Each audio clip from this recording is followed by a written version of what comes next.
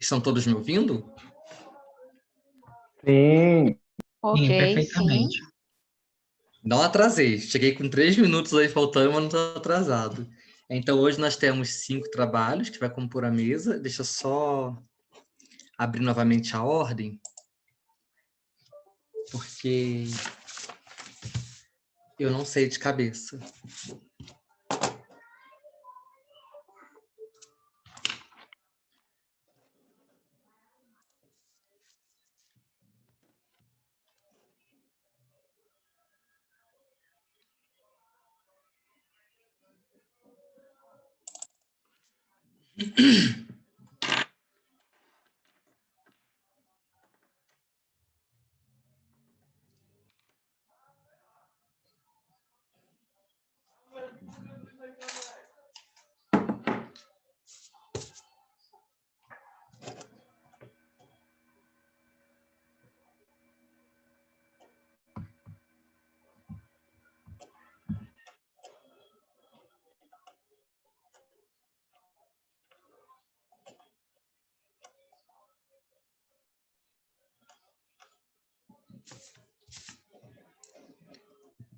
O nosso primeiro trabalho hoje é o do Rubens, em coautoria com a Felipe e Jorge.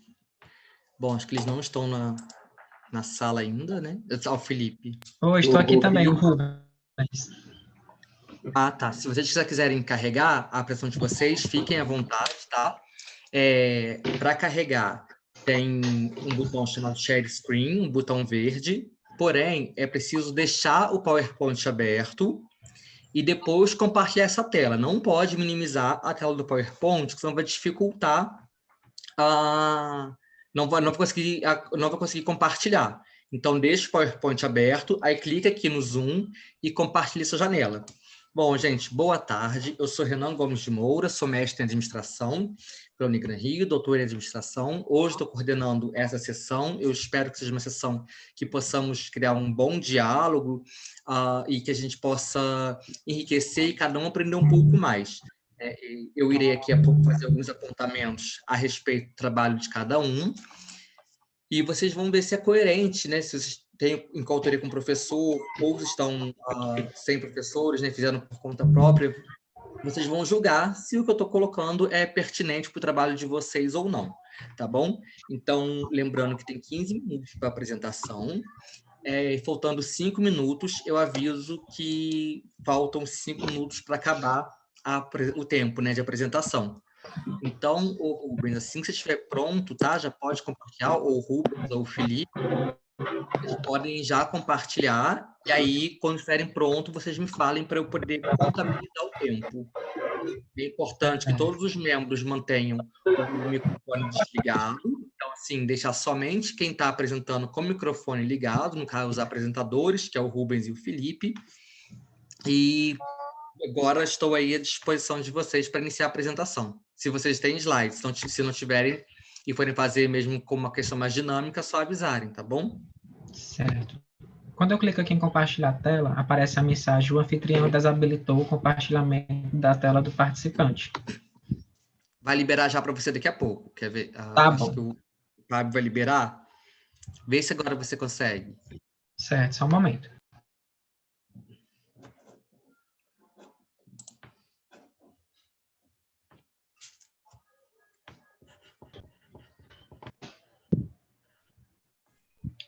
Eu compartilho como tela cheia mesmo. Sim.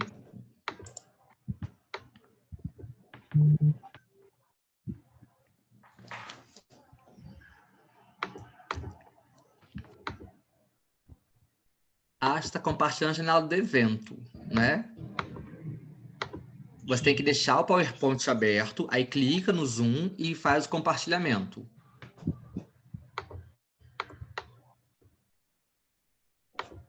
Só um momento.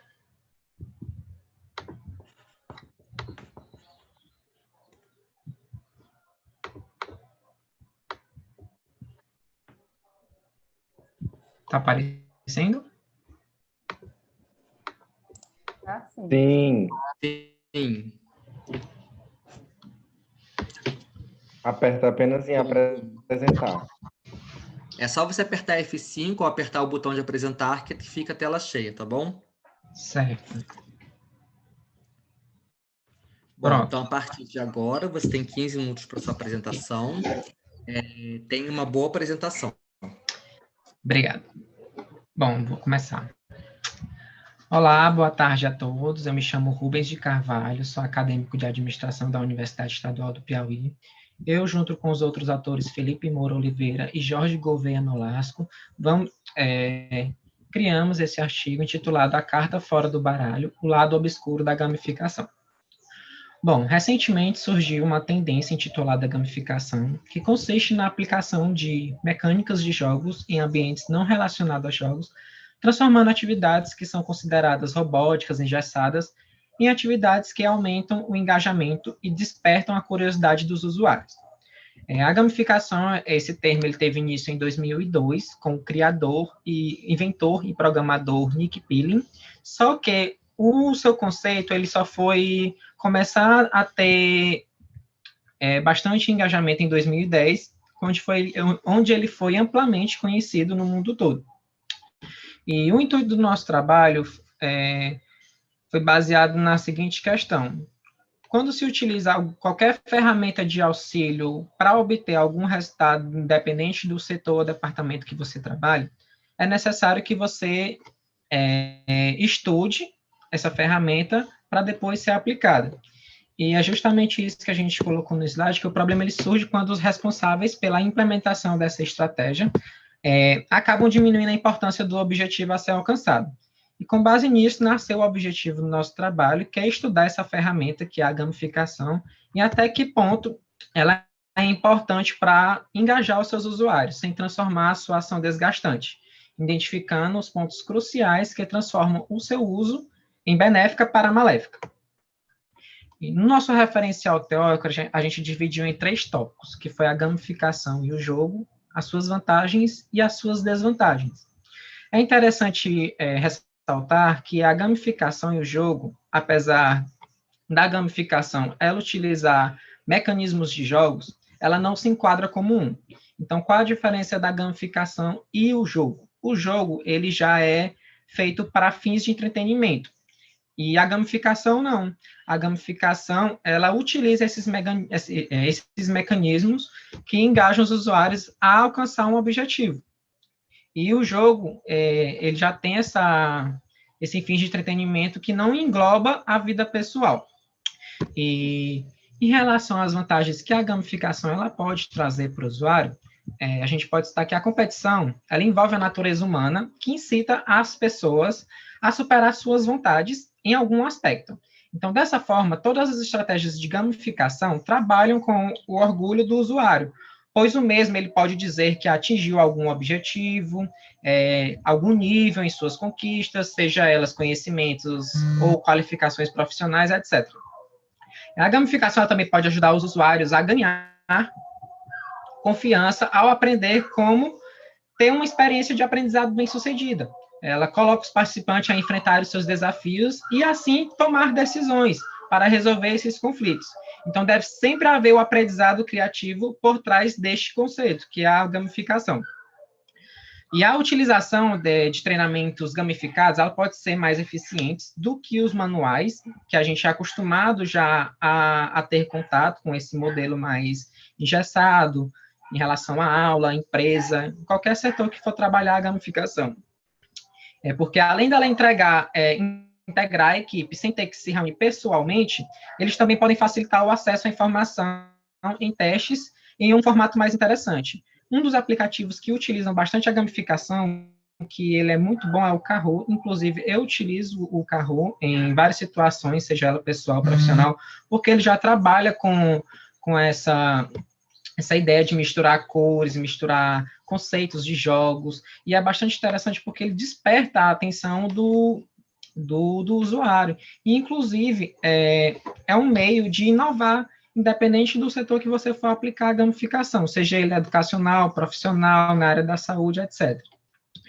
Embora os benefícios sejam muitos da gamificação, eu não vou poder citar todos por conta do tempo, que é um pouco curto, mas embora esses benefícios sejam muitos, em alguns casos, o seu uso ele pode dificultar a adoção dessa estratégia. Como já foi dito anteriormente, a gamificação ela não é para fins de entretenimento. Este método ele deve ser usado sempre para fins específicos e não apenas para diversão, como se fosse um jogo tradicional, um jogo clássico. Os problemas eles surgem quando o responsável pela implementação dessa estratégia eventualmente esquece ou reduz a importância dos objetivos a serem atingidos. Então, a gamificação ela deve ser divertida, ela deve seguir, sim, esse raciocínio da linha do jogo, que é despertar sensações psicológicas de entretenimento, só que ela deve ter um motivo, ela deve ter um objetivo e não apenas tratar a diversão em si, que são o entretenimento. E, ao contrário dos jogos que eles são utilizados para fins educacionais e corporativos, a gamificação ela não é um método que deva ser aplicado pontualmente. A gamificação ela tem um melhor aproveitamento quando se é aplicado de uma forma contínua, porque oferece melhores resultados, como eu posso dizer, quando é utilizada porque ela fica motivando constantemente seu público-alvo e coletando dados para o seu aprimoramento. Em relação à metodologia que foi aplicada no nosso trabalho, ela é de natureza aplicada, tem uma abordagem qualitativa e uma finalidade exploratória. Para a gente chegar à conclusão do nosso artigo, a gente utilizou livros e artigos disponíveis na plataforma de dados Google Scholar, que foram escritos até 2020 em linguagem portuguesa, inglesa e espanhola. E para a gente fazer a seleção dos apps que decidimos fazer essa análise, a gente escolheu 5 com avaliação 3 ou mais estrelas, que tem uma boa quantidade de usuários e que esteja disponível gratuitamente tanto na Apple Store como na Play Store. E com os resultados que obtivemos, a gente escolheu 5 aplicativos, que foi o aplicativo do Enem, da Netflix, da Waze, Duolingo e Clubhouse. Como vocês podem perceber, a maioria desses aplicativos ele trabalham com algumas características em comum, que é a questão do avatar, das recompensas, a colaboração. E apesar desses aplicativos terem uma vantagem muito grande com esse público, eles têm algumas ações desgastantes. Por exemplo, do Enem, o principal ponto do Enem é a ausência de um planejamento bem elaborado para a promoção e o cumprimento de sua missão social. Isso pode causar um enjoo e frustração dos estudantes, podendo até desistir de utilizar o aplicativo. Já a Netflix, por meio desses mecanismos, a plataforma está criando uma espécie de vício em sua audiência.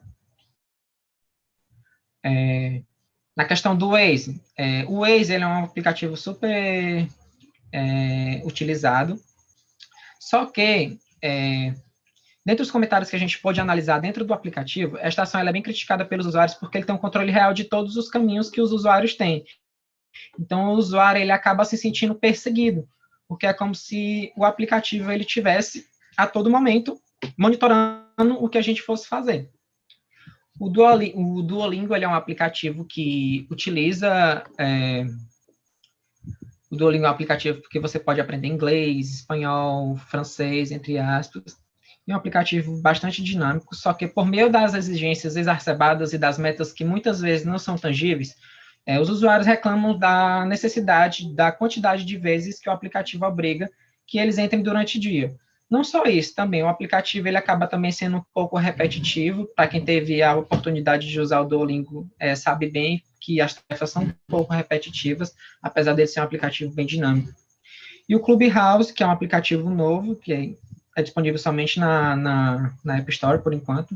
As pessoas, elas gostam desse status, de se sentir superior às outras, e este aplicativo, ele seleciona as pessoas que entram por meio por meio de convites. Então, as pessoas têm medo de perdas, têm medo de ficar para trás. Em relação à consideração final, como já foi falado no início do do nosso trabalho, a gamificação ela é entendida como a aplicação de mecanismos de jogos em ambientes não lúdicos com a finalidade de obter o engajamento em seus usuários. Então, dentre todas as possibilidades para a aplicação da gamificação, os aplicativos que a gente selecionou, eles, por mais que eles apresentem benefícios que favoreçam a comunidade, ao usuário, eles possuem meios que desfavorecem este mecanismo, gerando atividades que possam se tornar cansativas, aplicativos que segregam a sociedade, aplicativos que alienam a população, ou até mesmo aplicativos que controlam toda a jornada do usuário em sua vida real, como foi citado como exemplo o Waze.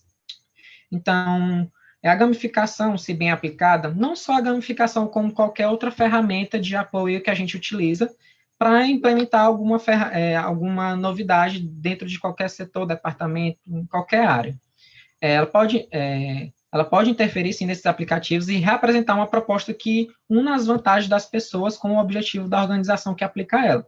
Então, a gamificação parece deve focar nas vantagens competitivas e não apenas no engajamento dos usuários. E essas são as referências, e obrigado, pessoal. Eu que agradeço. Obrigado, Rubens, pela apresentação. Obrigado, Felipe. Deixa eu ver quantas pessoas tem para a gente apresentar, que senão dá para fazer um comentário mais rápido. Hoje dá para fazer um comentário mais rápido, porque não tem tantos... A mesa hoje não tem tantos professores, somente eu. Felipe, mais uma vez, Felipe e Rubens, parabéns pelo trabalho. É muito interessante. Em pleno século XXI, né, a gente falar de gamificação como a internet das coisas e a tecnologia vem tomando um espaço cada vez mais no nosso cotidiano. Então, pesquisas nessa área sempre são muito interessantes. Mas eu fiquei com umas dúvidas ao longo desse caminho aí de vocês. Que o primeiro, né, quando vocês me trazem o título, O Lado Obscuro, eu esperava uma visão crítica de vocês em respeito à gamificação. Eu senti a falta dessa pegada crítica, inicialmente, que era, peraí, qual que é o lado obscuro? Eu saí um pouco ainda assim, falei assim, não, é um pós e um contra, como tudo, quase tudo na vida, com pós e seus contras, assim, não tem, né? Mas onde está o aprofundamento ali dessa gamificação?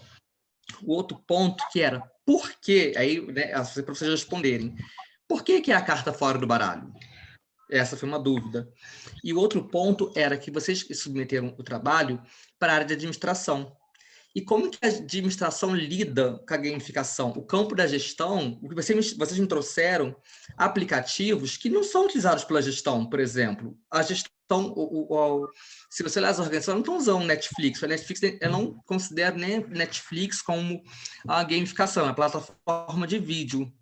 Se você olhar o conceito lá de gamificação, a gamificação ela realmente ela parte de um pressuposto que é game. Por isso que é gamificação, é quando você vai pegando questões organizacionais e transformando aquilo em games para atingir objetivos organizacionais ou então você aprender ferramentas organizacionais.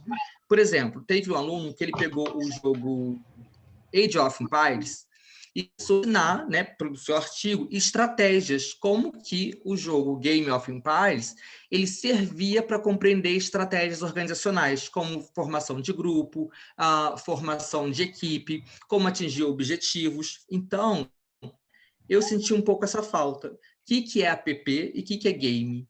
Né? Onde vocês estão colocando, deixando isso bem claro? Que entendo que o Waze ele não é game. Eu vou responder né? suas dúvidas. Sim, só terminar aqui. Tá bom.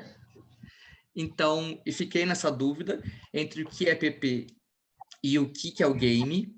E aí, qual é a aplicação desses aplicativos que você trouxeram para a gestão? Né? Pensamos em termos de gestão. Qual é a aplicação disso para a gestão? Então, tá. Vamos começar com o primeiro posicionamento, que foi entender qual o lado obscuro que tem a gamificação. No início, a gente teve uma introdução, nosso trabalho a gente fez uma introdução sobre o que é a gamificação, de que forma ela é aplicada na gestão, e depois nós apresentamos um referencial teórico de autores que elencam vantagens e desvantagens da organização. Até aí a gente colocou um olhar bem neutro do nosso trabalho, mas na parte dos resultados a gente elencou quais são os elementos, os mecanismos que a gente utiliza os mecanismos de jogos que a gente utiliza, que aí a gente tem um quadro no qual a gente coloca o aplicativo, o quadro e a desvantagem. Nisso, os resultados, a gente focou o lado negativo da gamificação nos resultados. A gente colocou na parte de administração, por quê? Porque o planejamento da gamificação é feito por gestores. Gestores necessitam entender o que é a gamificação para que ele possa implantar essa estratégia inovadora no campo de qualquer aplicação. Agora, sim, eu vou só quebrar um posicionamento, porque muitas vezes a gente se confunde, né? Porque o nome é gamificação. Aí, por ter o prefixo game, a gente pensa que é um jogo, mas não. Por exemplo, a gamificação é uma estratégia que a gente pode utilizar em tudo e não vai transformar em um jogo. Por exemplo, a Netflix, ela utiliza estratégias de gamificação, como, por exemplo, um avatar, que é um mecanismo de jogo, a pontuação é um mecanismo de jogo, mas não transforma o aplicativo em um jogo. No momento em que a gente fez a nossa estratégia, o nosso escopo do nosso trabalho, a gente colocou autores que trabalham a gamificação na parte digital, a gamificação em aplicativos.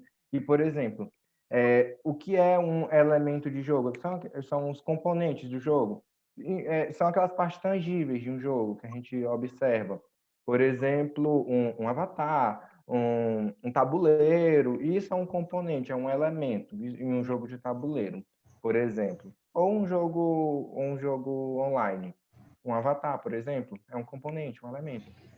E o que é mecanismo? Mecanismo, a gente lembra de engrenagens. Engrenagens, a gente lembra de movimento. É de que forma um jogo vai se movimentar. Pode ser uma mecânica chamada toma essa, pode ser uma mecânica chamada deck building.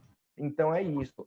A gamificação, ela se apropria das mecânicas, elementos e componentes de um jogo para resolver um problema que não é de um jogo. Como, por exemplo, a utilização de pontuação, de milhas em um cartão de crédito, por exemplo, e você pode trocar por recompensas. A utilização de um jogo e explicar esse jogo, de que forma pode ser feita estratégia e organização, não é gamificação, mas sim serious gamer, entendeu?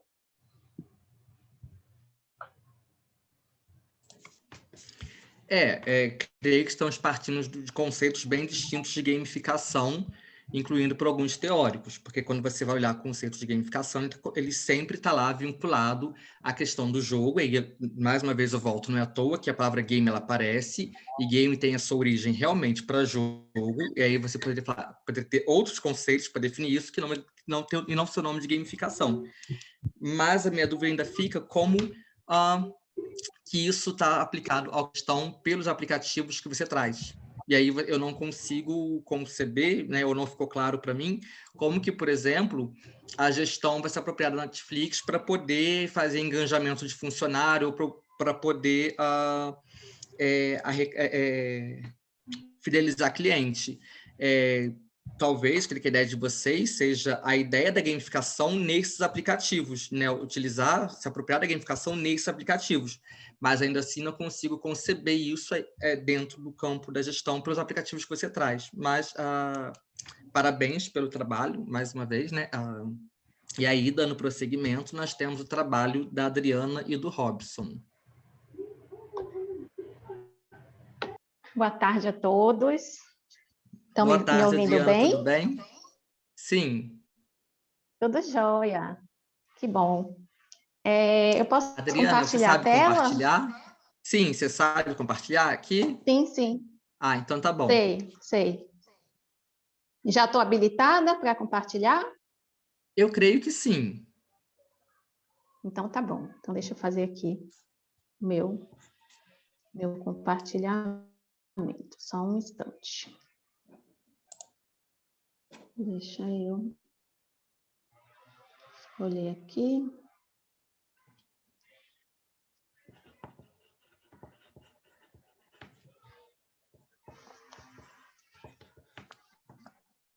Estão vendo bem? Tá tudo ok? Ok? Desculpa, deixa eu olhar aqui. É porque Tá eu estava ok. anotando as próximas. Tá, ok. Posso começar?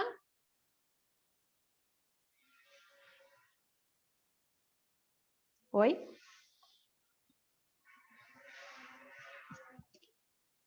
Posso iniciar?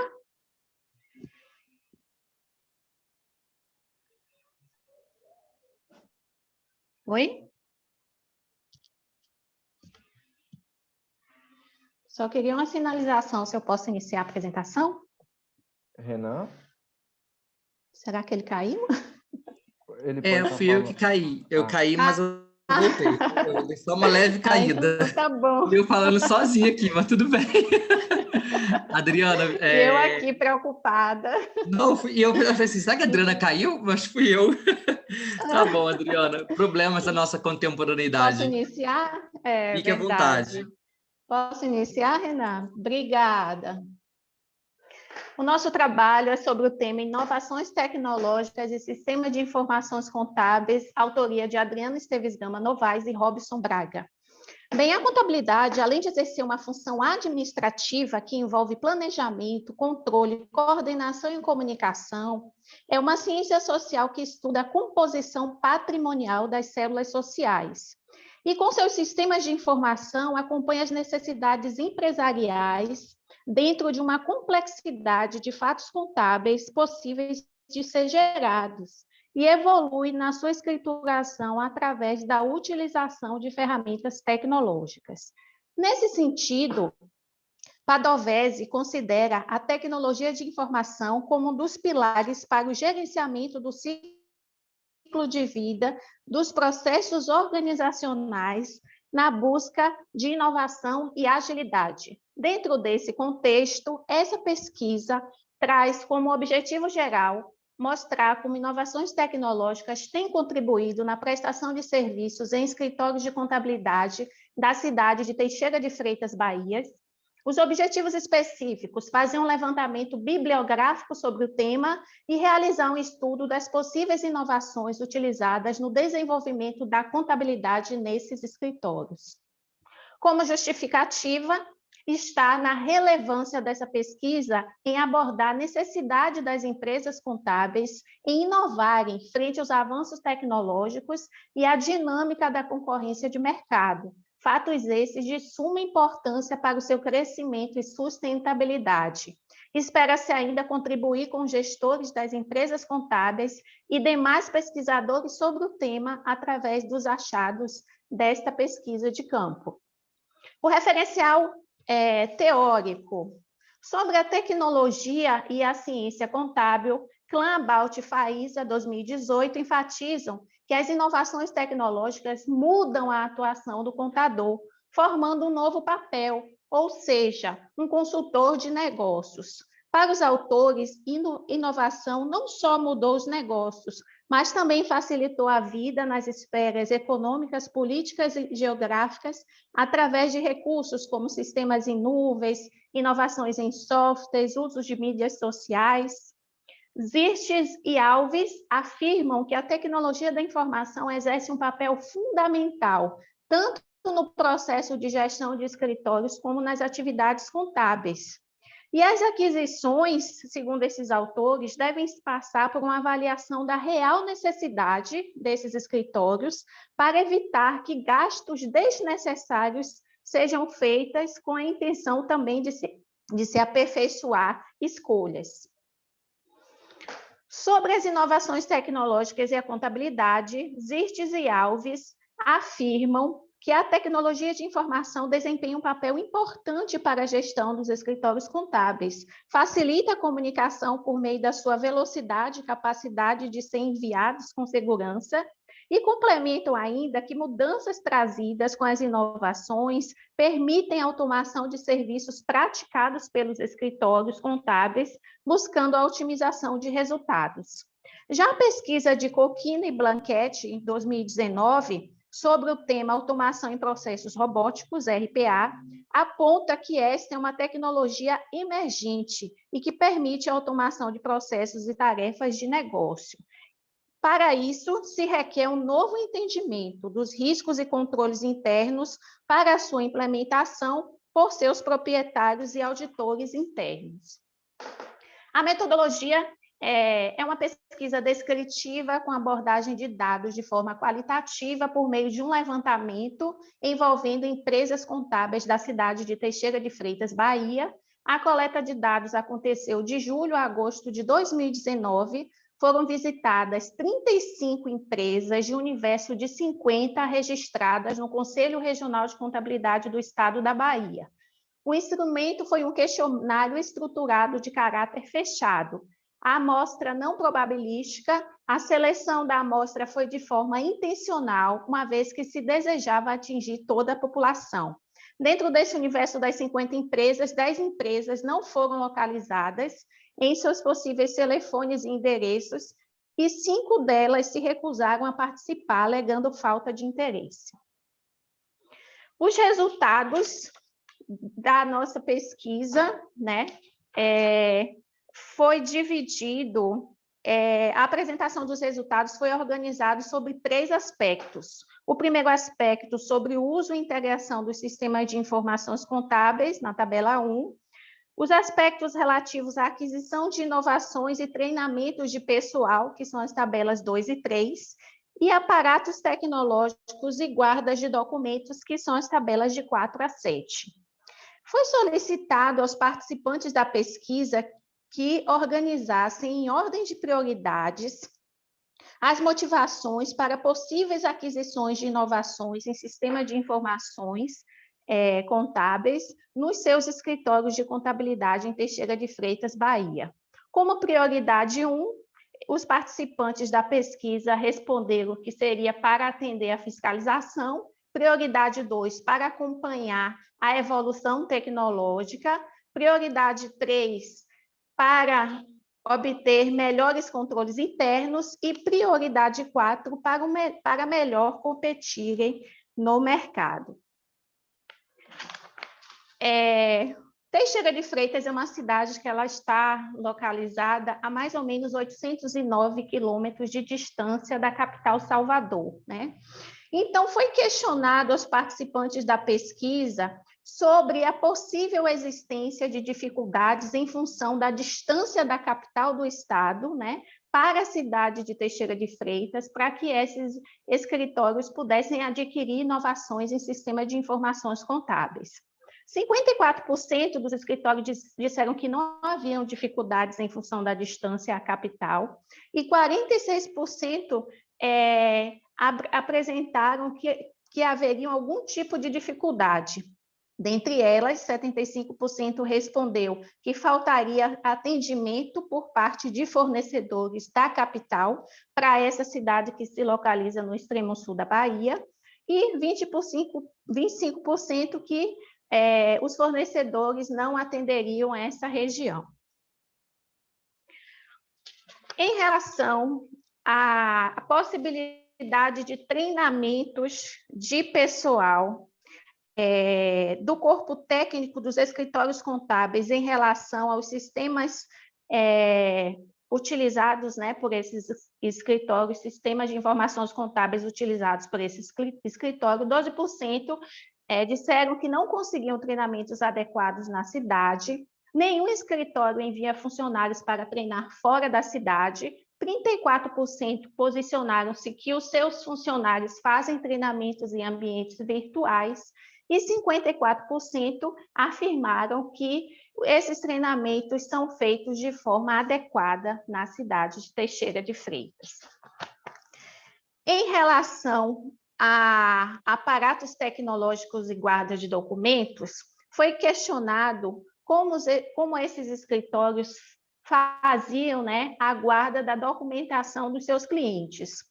20% afirmou que sempre em arquivos físicos permanentes, 34%, além de arquivos físicos temporários, os documentos também seriam temporários porque os documentos periodicamente são devolvidos aos clientes, 17%, que além de temporários, eles ficam de forma digital no computador do escritório, e 29% afirmou que além de arquivos físicos temporários, né, também de forma digital nos computadores dos escritórios e também em ambiente em nuvem. Destaca-se, né, em relação a esse resultado, que o arquivamento e recuperação de informações em ambientes virtuais acompanha a evolução da capacidade de armazenagem através do uso de bancos de dados e são atividades importantes à gestão de dados de uma empresa. De acordo com o Clan About FAISA, eles destacam que o uso de computador, principalmente no ambiente de nuvens, quebram paredes, pois tarefas podem ser concluídas sem limitações físicas. A respeito da forma de registro de movimentação das documentações dos clientes nos escritórios, 54% afirmaram que mantém protocolo físico de livros, 14% fazem esse controle por software de sistema de protocolo e 31% através de protocolo físico e por softwares de sistemas de protocolo. Então, Resende Abreu 2011 destaca que os sistemas de transmissão e guarda de documentos são formas de suporte inteligente e competitivo para os negócios empresariais, destacando-se a importância da gestão de dados no ambiente empresarial.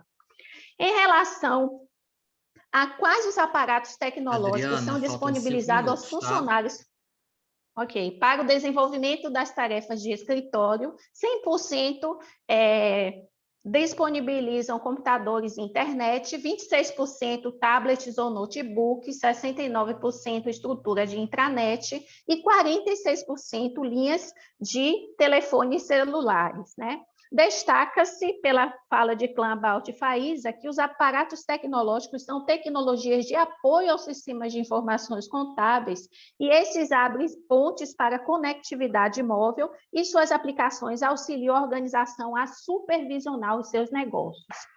Em relação à utilização de veículos de comunicação virtual utilizados para as divulgações dos serviços prestados pela contabilidade, 9% afirmavam que possuem site para o escritório, 34% através de redes sociais, 17% por propaganda em entrevistas ou jornais virtuais, e 40% afirmou que não fazem divulgação dos seus serviços de contabilidade em ambiente virtual. Esses 40% alegaram já possuir marca consolidada no mercado e outros que não queriam dispêndio de horas, de tempo de horas a serem trabalhadas para atualizar dados virtuais.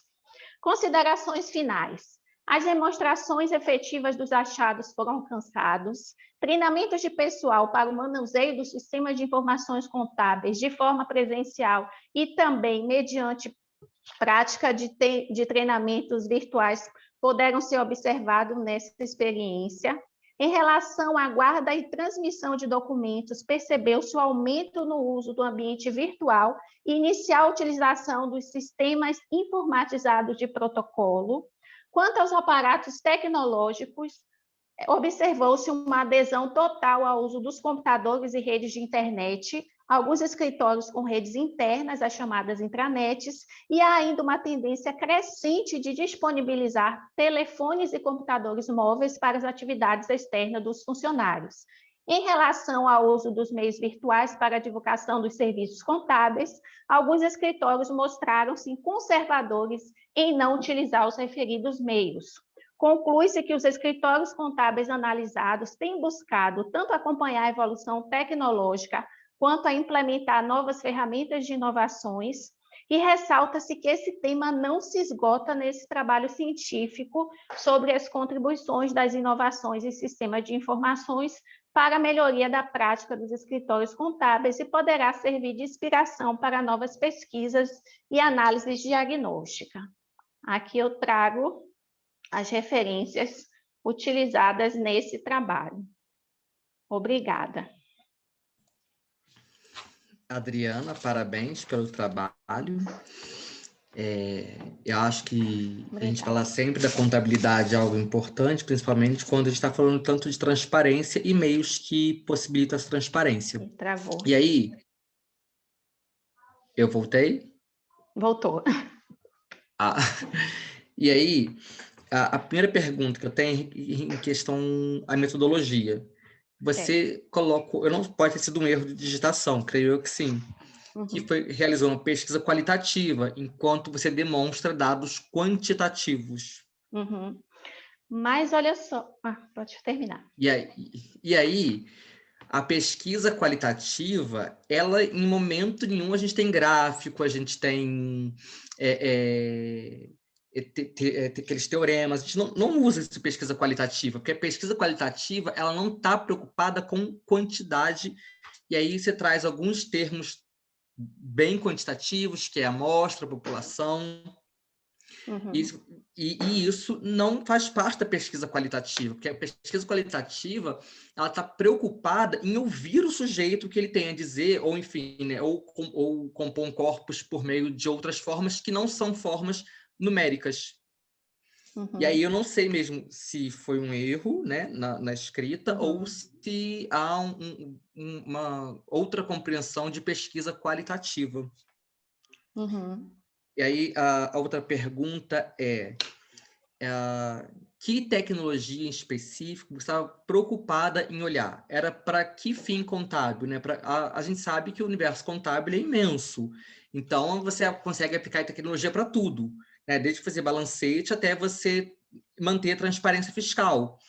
E aí a minha pergunta era, estava olhando uma tecnologia específica, e aí eu fiquei achando que estava assim, bem amplo, sabe? E o outro, que é mais uma pergunta para reflexão, é como que essas tecnologias elas possibilitam uma prática de governança financeira. E aí, a bola agora é sua, Adriana. Tá. Deixa eu só anotar aqui sua pergunta final. Ok. Olha só, em relação à metodologia, né, a gente tem aspectos quanti e quali, na verdade, né? Então, a gente utiliza, a gente buscou fazer uma definição daquele grupo, que foi aquela população, as 35 empresas, mas a gente, dentro da pesquisa que a gente fez, a gente teve resultados a partir do momento em que você questiona, você aplica um questionário, você tenta entender aquela população, né? Tenta descrever qual é a realidade daquela população, né? Então, ali, a partir do momento que você apresenta as frequências de respostas, não necessariamente as frequências de resposta a define como quantitativa, porque a quantitativa teria que, por exemplo, aplicar determinados dados estatísticos, né, com fórmulas específicas, né? Então, eu posso definir, até concordar com você, que eu tenho características quanti e quali, né? Nessa minha pesquisa. Eu não a defini 100% quantitativa, porque eu não defini parâmetros estatísticos de fórmulas estatísticas específicas. Tanto que quando eu falo sobre a metodologia, eu falo que é uma amostra não probabilística, né?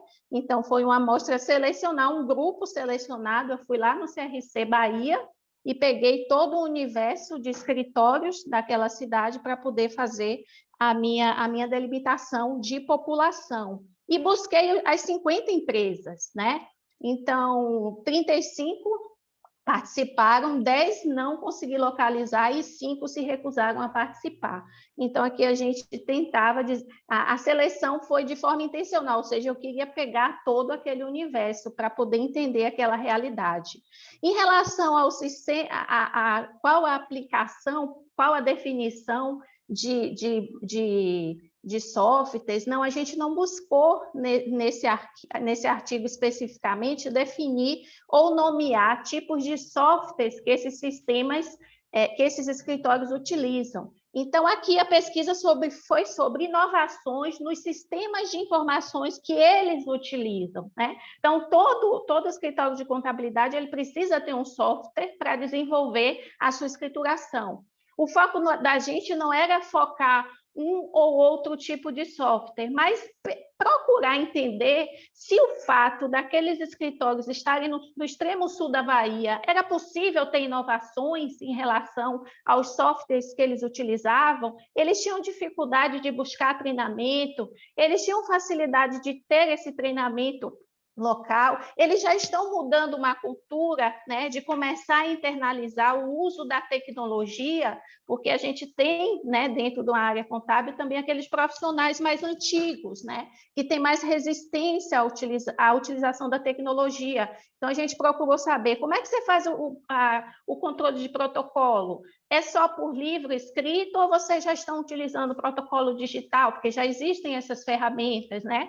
Vocês já estão utilizando o salvar em nuvens, né? Porque salvar em nuvem dá uma maior credibilidade para você não perder, né? Imagine você perder a contabilização de todo um cliente de 1 ano, 2 anos, 3 anos, no fato de você guardar documentos fisicamente ou na própria máquina, que pode sofrer avarias e outros problemas, né? Então, a gente quis entender como é que inovações estariam sendo tratadas por esses escritórios lá do extremo sul da Bahia. E a outra parte, a última pergunta que você fez foi a possibilidade da prática da governança financeira. A partir do momento que a gente... Era como essas tecnologias, elas possibilitam uma prática de governança financeira. Perfeito. Era mais uma reflexão. Exatamente. O uso dessas tecnologias, elas estão completamente, né, parceiras, vamos dizer assim, na prática da governança financeira, porque esses sistemas hoje a gente já trabalha com sistemas ERP, né? Então são sistemas interligados, e Padovese, ele trabalha muito bem esse tema, né? E a gente utilizou muito também a fala dele nas nossas pesquisas, onde ele fala que a integralização de sistema possibilita uma melhoria na qualidade da informação e, consequentemente, você pode registrar de uma forma mais adequada, né? Você pode trazer como produto uns relatórios contábeis mais confiáveis, né? Quando você arquiva, quando você treina, quando você limita o acesso de sistemas, por exemplo, para alguns funcionários, né? Quem pode acessar, quem pode liberar, quem pode autorizar. Então, assim, tecnologia, ela está completamente, né, associada à governança financeira. É uma ferramenta, assim, fundamental. E é uma ferramenta importantíssima para o gerenciamento das empresas, né? Então, o gestor, quando ele recebe informações, ele tem confiabilidade que aquela contabilidade utiliza a tecnologia, né, para os seus registros, para as suas análises, ele se torna mais confortável e mais confiável, né, nesse parceiro de negócios que é a contabilidade. Adriana, só para voltar na questão metodológica, eu, como uma pessoa que me dedico às pesquisas qualitativas, mas não deixei de passar pela pesquisa quantitativa nem no mestrado e agora nem no doutorado, sim. É que mesmo você adotando uma amostragem não probabilística, a gente tem o que chama de estatística descritiva. E o tempo todo que você trouxe foi estatística descritiva. Tá e bom. Qualitativamente não tem números, não tem gráficos. E para você ter uma pesquisa qualitativa ali, teria que ter fala de sujeito e análise dessas falas, no mínimo, né? Como você falou, entrevistou, você perguntar para essas pessoas. Usar questionário, isso é um instrumento de pesquisa quantitativa. Pesquisa qualitativa usa roteiros de entrevistas, ou quase sempre roteiros. Então, usar questionário ainda não quer dizer que isso é uma questão qualitativa, mas você traz esses itens da sua bibliografia e verifica isso por meio de questionário, como você mesmo chama, que é um elemento, um instrumento das pesquisas quantitativas. Então, tem um livro do Bauri Gaskell muito bom sobre pesquisa qualitativa, e tem um do Crazel sobre pesquisas multimétodos, que eles deixam bem claro o que é uma pesquisa quali, o que é uma quant, o que é uma multimétodos. Talvez valesse a leitura de um desses livros, tá bom? Mas muito obrigado. Obrigada, muito obrigada, sim. Parabéns pela apresentação. Tiziana, se você quiser compartilhar, tá bom?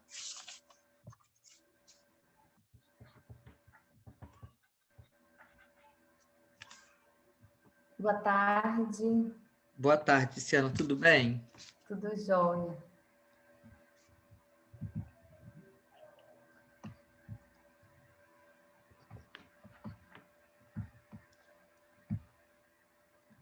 Estão vendo e me escutando? Eu estou com a internet hoje, a conexão um pouquinho ruim. Ah, a minha é bem-vinda. A minha tá ruim desde a hora que eu comecei aqui. Nossa Senhora. Eu já caí acho que umas 3 vezes aqui. Faz parte do processo. Então, boa tarde a todos. Muito feliz de poder participar, né, com o meu artigo. Eu me chamo Tiziane Scalzi, sou administradora e mestre em Ciência, Tecnologia e Educação. A coautora é Sônia Maria, que foi minha orientadora no mestrado, na minha dissertação, e que não vai poder, né, estar presente aí, mas que contribuiu muito para o desenvolvimento do artigo e da minha dissertação. Aqui a introdução.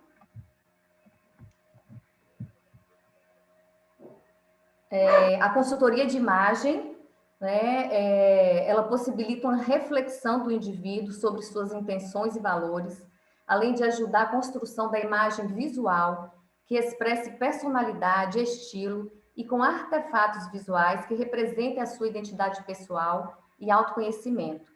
Imagem é a percepção que temos de alguém quando a encontramos pela primeira vez, e de imediato fazemos um julgamento dessa pessoa. Estabelecemos com o outro um relacionamento não apenas verbal, mas também visual, em que elementos como aparência, linguagem corporal e expressões faciais afetam fortemente a impressão sobre a pessoa, face ao seu estilo, modo de vestir-se e gosto pessoal. Dessa forma, a inquietação pelo tema decorre de nossa trajetória pessoal e profissional, quando atuamos por 13 anos no varejo de moda. É um segmento que diz respeito à imagem, à beleza e à estética. A imagem pessoal é uma preocupação constante de qualquer ser humano. Hoje, a consultoria, como consultora de imagem e estilo, descobrimos ferramentas favoráveis para contribuir de forma efetiva para as diferenças pessoais de cada pessoa, inclusive utilizando a tecnologia disponível no atual contexto.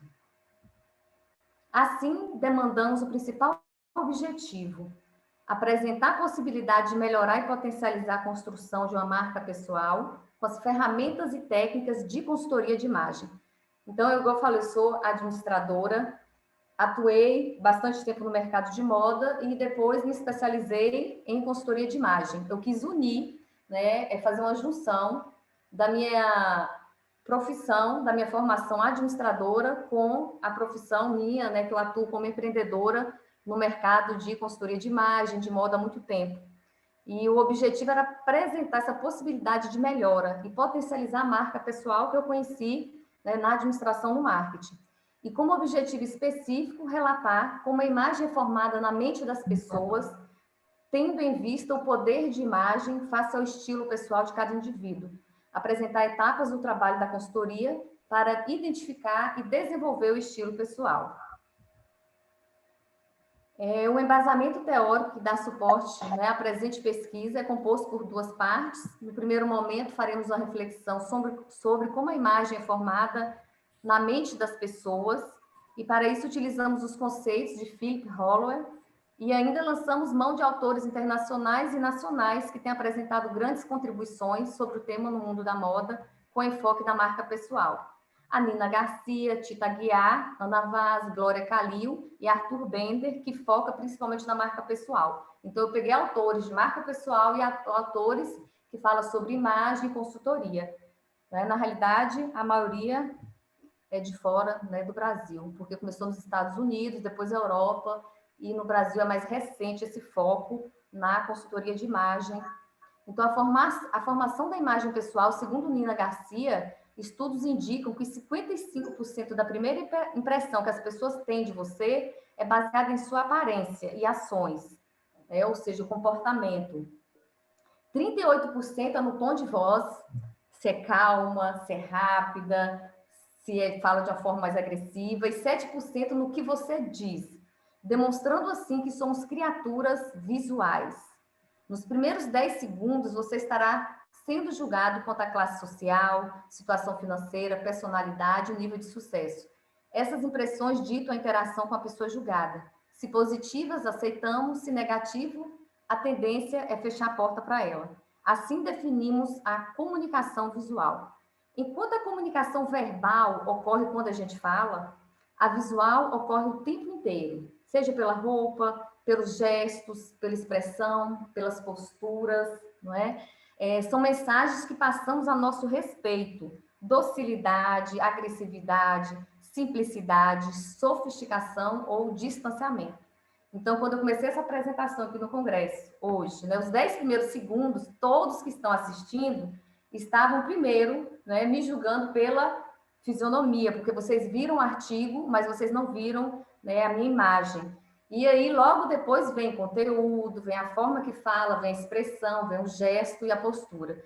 Então, é preciso entender como a imagem ela é formada, transmitida e representada por quem está olhando. Até para saber como formar a imagem ideal por meio de traços de uma pessoa. Segundo Arthur Bender, você tem o poder nas mãos, você funciona como uma marca multimídia, emitindo sinais 24 horas por dia. É como vários instrumentos, meios e ferramentas de comunicação trabalhando simultaneamente. Somos verdadeiros comerciais de TV com imagem, áudio, cores, gestos e formas. As etapas da consultoria. Desde o início do processo evolutivo da sociedade, a roupa é usada como símbolo de representação de níveis sociais e de poder. A linguagem do vestir apresenta-se numa forma de comunicação não verbal, estabelecida a partir dos elementos que estão incorporados. A primeira impressão é causada pelo formato corporal, ou seja, a silhueta. O olhar faz um passeio nos extremos e, em seguida, o interlocutor faz a leitura da mensagem transmitida pela aparência. Então, a moda atrai não só pela oportunidade de expressar individualidade no modo de vestir, mas como uma forma de demonstrar sentimentos e comportamentos. A primeira etapa na consultoria é uma entrevista, é um levantamento de dados. A primeira coisa, o profissional, é conversar com a pessoa, entender quais são suas maiores dificuldades e quais são seus reais objetivos. Eu, como administradora e trabalho com mulheres, meu 90%, né, são mulheres profissionais, então a gente precisa levantar dados com o que essa pessoa trabalha hoje, qual o objetivo dela, que imagem ela quer transmitir. Então, a primeira etapa da consultoria é levantamento, né? A gente faz entrevistas. A etapa da consultoria é muito particular, existem algumas metodologias com sessões de preparação para entender o histórico da vida de cada pessoa. Essas sessões são personalizadas e para cada cliente são aplicados exercícios diferentes que podem envolver revirar fotos antigas, fazer uma análise da sua história de vida, da sua formação, experimentar variações de uma determinada peça, documentar todos os looks ao longo de uma semana, entre outras. A segunda etapa, né, seria a análise de estilo pessoal e tipo físico. Depois da sessão de preparação, de uma boa conversa, para entender não só as necessidades, mas também como pessoa se relaciona com sua própria aparência. Chega a hora de entender as principais características naturais. Esta etapa pode acontecer no dia da entrevista. Serão aplicados exercícios e questionários para identificar qual o estilo pessoal e, posteriormente, será analisado o tipo físico. Aí vem, né, parte de guarda-roupa, nada, absolutamente nada sai do armário antes que tudo seja minuciosamente estudado e as melhores estratégias tenham sido encontradas. Com todas as informações necessárias, é hora de finalmente abrir portas do armário e separar peças que mais favoreçam a pessoa, tanto na vida profissional, né, que ela está atuando no momento. Se necessário, a gente passa para o personal shopping, que é baseado na lista de compras, a gente sai para a etapa de compras da consultoria, dificilmente vai voltar para casa cheia de sacolas. Aqui é compra consciente, sabe? É compra que vem atender a real necessidade dessa profissional. Mas, tipo assim, por isso é feito um roteiro de lojas que mais tem a ver com estilo, com orçamento, com as necessidades, além de uma pré-seleção. Toda a seção de personal shopping é pensada a partir daquela lista de peças identificadas na edição do guarda-roupa. Esta lista é ordenada de acordo com a importância e urgência de cada peça. Aí a gente passa para a edição de looks, com o armário acertado, chega a hora de montar looks e ver quanto isso tudo vai render. Eles são montados de acordo com a rotina individual de cada pessoa, com a profissão, com o estilo de vida. O objetivo aqui é criar opções para o trabalho quanto para o lazer, e em diferentes estações. Esses looks são todos documentados, anexados ao dossiê e com os devidos comentários. Vale lembrar que esses looks são mais um jeito de exercitar tudo que foi aprendido e apoio para momentos em que o tempo é curto e a criatividade não se faz muito presente. E, por final, o dossiê de estilo, que é um manual personalizado sobre a imagem da pessoa, que vai fortalecer a marca pessoal desse indivíduo, ele é entregue no final do processo. Nele se encontram explicações detalhadas de todas as etapas que foram trabalhadas.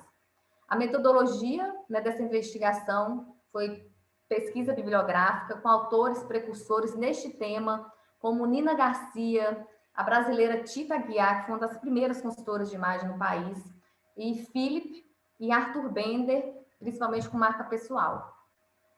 O resultado, a pesquisa mostrou a importância da consultoria na construção da marca pessoal, né, por meio da pesquisa bibliográfica, cujo aporte teórico foi importante na formulação de conceitos a respeito do tema. Conforme destacado, o processo é técnico, com ferramentas específicas na busca do autoconhecimento, onde é identificado elementos para que apontem análises físicas, personalidade, estilo, cores, para traçar o perfil do cliente. Percebemos que o consultor pode contribuir para elevar não só o autoconhecimento, mas também a autoestima das pessoas.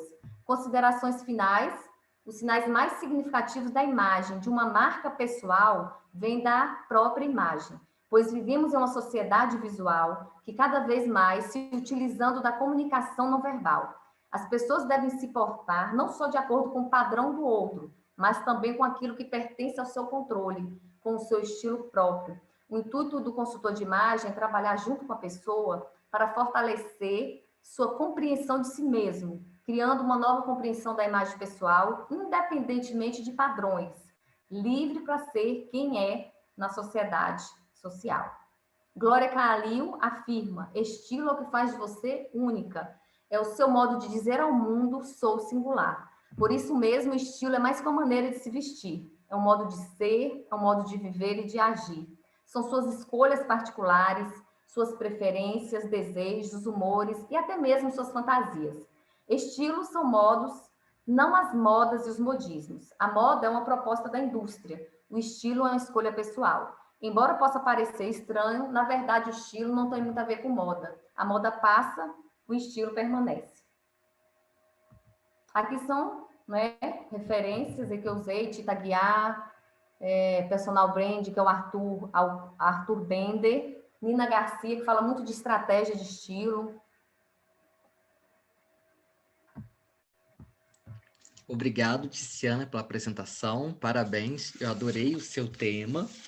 E eu fiquei assim, ela tá me julgando o tempo todo também. Me deu esse assunto. Será que eu tô com um estilo legal para estar aqui apresentando? Amei! Ai, Jesus! Mas vamos lá, Tiziana. Eu tenho algumas considerações, tá? E aí você vê... Na verdade, são mais provocações. O seu trabalho me trouxe muitas provocações. E a primeira era: será que quando a gente vai falar de imagem, né, e de a gestão da imagem, e aí não quer dizer que seja um problema do seu trabalho, não. Pelo contrário, pode ser até uma questão que se colocar. Ela cabe para todas as classes? Não que, assim, não que é obrigatório, meu trabalho tem que atender toda a população, enfim, não, né? Mas se o trabalho atende uma classe específica, eu falo assim, não, é muito mais fácil isso acontecer numa classe do que em outra. Isso inclui não só classe social, mas também categorias de trabalho, né? Algumas categorias, por exemplo, eu assim, né, nessa minha trajetória, eu não acho que, não menosprezando, tá? Pelo amor de Deus, longe de mim. Mas eu não acho que, por exemplo, um auxiliar de serviços gerais vá contratar e fazer uma gestão da imagem. Mas creio que uma executiva ou um executivo sim fariam, né? Então, acho que pode haver, aí é só, né, uma provocação mesmo, que determinadas categorias realmente não vão fazer porque não são necessários. E aí, outro ponto é, para quais trabalhos aí a gestão de estilo, a gestão da imagem, ela é mais evidente, né? Para quem que ela esboça uma importância maior? Que é isso, né? Isso é uma questão. Mas assim, é mais mesmo provocações, tá? Porque acho o trabalho bem redondinho. E aí eu fiquei numa dúvida, Tiziana, que eu juro que eu fiquei na dúvida. quando a gente fala de formato corporal, a gente fala da silhueta, essa pessoa é gorda ou magra? Não. Mas você me explica isso, que eu fiquei na dúvida mesmo, tá? Tá. Aí fiquei na dúvida mesmo que eu tive. E aí eu fico pensando, e aí foi uma outra dúvida minha, que seria a questão de estilo e Glória Calil, né? Aí, tipo, que torna o estilo as pessoas singulares, né? Então, é o estilo que faz as pessoas serem singulares. Mas, se cada uma tem seu estilo, por que eu vou contratar alguém para cuidar do meu estilo se já tem meu estilo? Mas e meu singular fica onde? Sabe como? Então assim, esse singular não é tão singular assim. Você entende? Porque se Entendo. fosse tão singular assim, eu não precisaria de ninguém para cuidar do meu estilo, porque é singular, ponto. Mas não, se eu contrato alguém, quer dizer que isso não é tão singular e eu, de certo modo, preciso me encaixar em alguma coisa, mas que também me agrade, mas que também agrade o outro, não só a mim. Você entende? Entendo. Mas aí Amei são as perguntas. provocações, tá, Tiziano? Aham. São provocações para você esclarecer isso para todos nós, que assim, pode ter Ótimo. tido outras dúvidas, tá? Mas as minhas foram essas mesmas. Mas assim, achei muito interessante mesmo. Nossa, tipo, amei as suas perguntas e eu vou tentar, as 4, né? Eu vou tentar responder aqui de uma forma mais breve para não atrapalhar. Mas, assim, é muito significativo isso que você colocou. Em relação à classe social, vai favorecer mais que tipo? Quando a consultoria de imagem começou, mais de 10 anos atrás, só quem contratava eram famosos, atrizes, atores, políticos, né? Mas isso veio quebrando barreiras, as pessoas comuns começaram a procurar consultoria de imagem, aí começou na classe social mais alta, médicas, advogadas, enfim. Mas hoje se tornou tão importante, o valor está mais acessível, tem mais consultoras no mercado. Então, assim, hoje tem consultoria de imagem online, então as pessoas têm mais acesso. E hoje se torna evidente a importância de você trabalhar a sua imagem de uma forma bacana, porque a gente está usando as mídias digitais, Instagram, e mostrando o tempo todo. E a gente é julgado não só presencial, mas virtual também. Então, assim, hoje já está mais acessível. Eu comecei há 6 anos a consultoria de imagem. Eu comecei, igual a gente falou aí, pessoas mais executivas, profissionais, médicas. Hoje eu tenho microempreendedoras começando e que se preocupa com a imagem e que quer conseguir crescer na vida, quer ter sucesso, quer aumentar as vendas e que me procura. Então, assim, existem várias formas, sabe? Eu acho que está em todas as classes sociais essa preocupação de você se sentir bem com você mesmo, de olhar no espelho e gostar, e de criar esse impacto positivo. Né? Quando você coloca quais os trabalhos mais importantes, eu considero todas as classes, toda atividade. É lógico que um advogado se preocupa mais com a imagem, uma médica se preocupa mais com a imagem, mas eu tenho uma secretária doméstica em casa que ela me vê atendendo e me vê fazendo consultoria.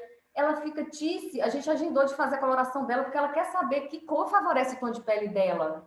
Toda mulher, todo homem quer se sentir bem no que está vestido, sabe? A vestimenta ela é muito importante no papel da nossa vida. Desde que a gente acorda pela manhã, que a gente tem que escolher uma roupa no guarda-roupa, no closet e colocar para passar o dia. Então, assim, é importante a proteção para todos, independente de profissão e de classe social. O formato corporal, existe 4 tipos físicos que a gente vai falar aqui, né? Que tem uns que causam impacto mais harmônico, o ampulheta, que é tipo, o corpinho violão. Existe o triângulo, que é aquele homem mais másculo, que tem um ombro mais largo. Então, são vários tipos físicos. A gente vai trabalhar sempre com a essência. Assim, o que você gosta em você, o que você não gosta. Aí, se não gosta, a gente vai usar técnicas da consultoria para disfarçar essa parte do seu tipo físico que você não gosta. Não existe o corpo perfeito. Né? Todos nós temos alma além do corpo, a gente vai trabalhar isso, sabe? O que pode, o que você se sente bem, Tiziana, eu gosto mais da minha parte superior, do meu rosto, a gente vai chamar atenção para essa parte do seu corpo, tá? Aí você coloca aqui da Glória Calil, do estilo, do ser singular. Olha que fantástico. Hoje eu tenho um curso online, não quero fazer propaganda nada disso, não. É estilo único o nome do curso que eu lancei. É um curso online, porque assim, existe 7 estilos universais que vêm dos Estados Unidos, o americano desenvolveu. Mas, igual você falou, se tem que ser singular, se tem que ser único, eu não posso me encaixar no estilo clássico, no estilo romântico, no estilo moderno. Mas, assim, a gente tem uma base, a gente tem uma essência. Aí, por exemplo, eu vou analisar o Renan. Qual o seu estilo? A gente faz um questionário, a gente faz um levantamento da sua vida, da sua profissão atual, do que você gosta e do que você não gosta. Baseado, respeitando a sua essência, a sua personalidade, a sua profissão atual, a gente vai sugerir o aperfeiçoamento. Porque eu, como consultora, eu tenho estudo e conhecimento na minha área que você não tem nem precisa ter. Mas você vai ter meu suporte, sabe? Para a gente deixar você na sua melhor versão. Para você resgatar o que você tem de melhor. Às vezes a gente fica preocupado com o julgamento do outro, a gente se esconde. A gente usa estilo que não é nem da gente, é porque está na moda. Então, a consultora, ela vai fazer você entrar em contato com você mesma e se apresentar de uma forma mais singular, mais verdadeiro, mais único, mais autêntico. Eu acho que a palavra é autenticidade mesmo, sabe? Através de tudo isso, a gente vai buscar e resgatar a autenticidade dessa mulher ou do homem. E que bom, gente, que eu estou tendo essa oportunidade no meio acadêmico, né? Eu que agradeço, Eu sou Tiziane. administradora e tenho a oportunidade de falar um pouquinho de imagem. Eu que agradeço. É muito prazeroso ouvir, né, você falando. Obrigada. Muito obrigado, tá bom? Agora nós temos Ana Clara e Rubens. Olá, Ana Clara aqui. Tudo bem, Ana Clara? Tudo bom? Eu tô com... Você sabe compartilhar a tela? Sei, sim. Só um minutinho. Eu só queria avisar que eu tô com um probleminha na minha câmera. Tudo e bem. aí eu não vou poder abrir, tá? Tudo bem.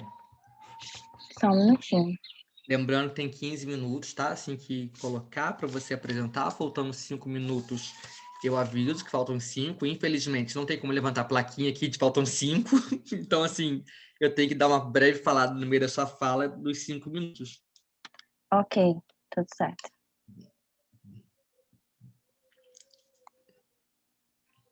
E aí, só para lembrar, tá, gente? Quem tiver questões, anotem que a gente vai abrir no final o debate para os participantes. Ana Clara está passando tudo aí, ó, diretão. Ana Clara, boa apresentação, tá bom? E aí você tem 15 minutos, estamos começando às 15h09. Ok. Boa tarde, eu me chamo Ana Clara, sou acadêmica do curso Bacharelado em Administração pela Universidade Estadual do Piauí e vou apresentar o artigo No Susto e no Grito Fazemos Bonito, uma análise organizacional do filme Monstros S.A. O filme Monstros S.A. nos traz várias perspectivas acerca do ambiente organizacional, usando alegorias e imagens a partir das vivências dos personagens no ambiente de trabalho. O presente artigo objetiva uma análise organizacional por meio do estudo dos personagens principais e suas respectivas relações com a fábrica e o trabalho. Visto isso, a importância desse estudo se dá devido às necessidades de entender a organização como um ser sistêmico e os filmes podem fazer parte da formulação das estratégias organizacionais. Então, o objetivo geral desse estudo é verificar de que forma é apresentada a gestão no filme Monstros S.A. Como referencial teórico, nós temos o filme, que se passa em uma fábrica de energia, onde a matéria-prima são os gritos infantis. A fábrica está claramente passando por um momento de crise e os protagonistas descobrem um plano perverso do vilão da história, aliado ao diretor da fábrica, e não se permitem ficar sem agir diante dessa situação e buscam corrigir esse problema. E como teoria, nós temos a teoria de Drucker, que ele diz que o administrador é o elemento fundamental do negócio, que sem seu perfil de liderança, os recursos da produção se tornam estagnados e não se tornam produção.